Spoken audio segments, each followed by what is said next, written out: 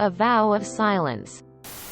This story takes place at a well-known fast food chain about 2.5 years ago.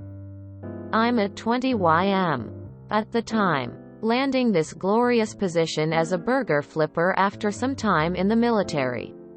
Took an arrow to the knee, where I learned to reinforce my already magnificent tendencies to apply rules and orders by the letter.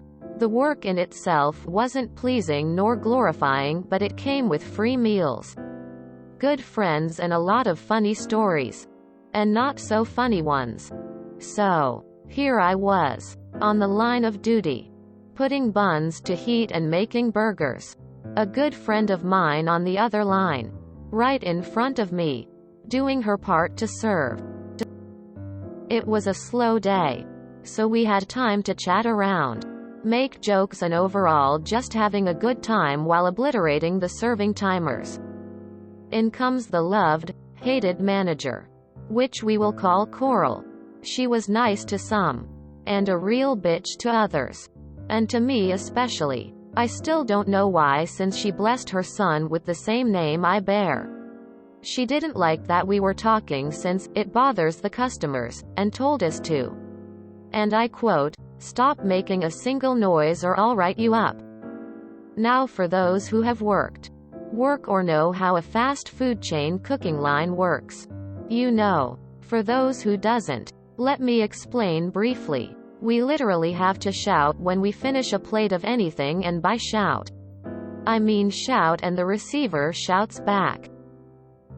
So my friend and I looked at each other, then at the coworkers down the line, and we didn't make a single noise. Now the serving times bumped up from 35 seconds to 3 minutes because of empty plates of various kind.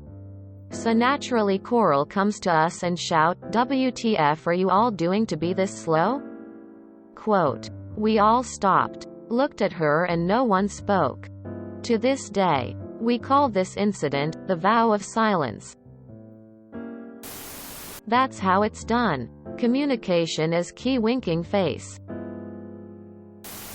It's always the management teams that don't know anything about how the job truly runs and make orders that hinder the job and have to eat their words, swallow their pride, and get taken down a few notches all at the same time when they realize what they did. Hilarious. As a customer, I would be nervous if the burger place I go to is eerily quiet. Ha ha ha. I'm guessing your cousin is out fighting dragons. Steak and Shake does this layout. You can sit at the counter and see the whole cooking area.